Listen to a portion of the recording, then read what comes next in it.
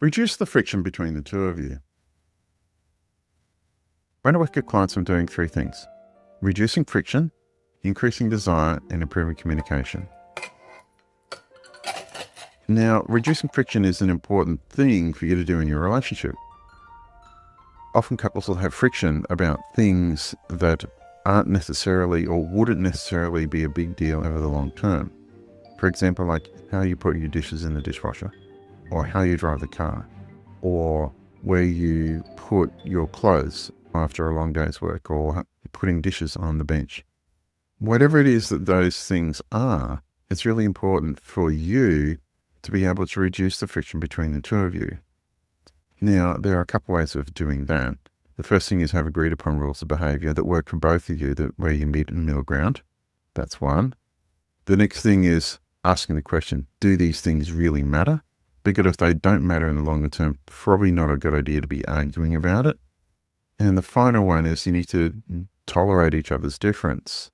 And tolerating each other's difference, knowing that your partner does things differently to you, is fundamental for reducing the friction between the two of you.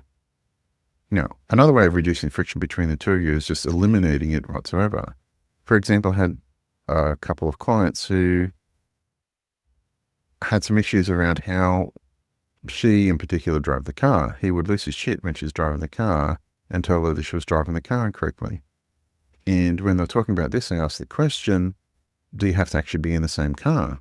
Well, for road trips, that might be true, but on day-to-day driving to and from work, that might not be true. And so they stopped driving in the same car together. They took different cars to work, and all of a sudden that friction point between the two of them, for the large part, mostly disappeared, and the relationship got a lot better. So reducing friction between the two of you is fundamental for improving your relationship. And you need to consider, what am I doing to contribute to the friction? And how can I reduce my contribution to the friction between the two of us so that we get along a lot better? So I hope this has helped. Please like and subscribe to the channel.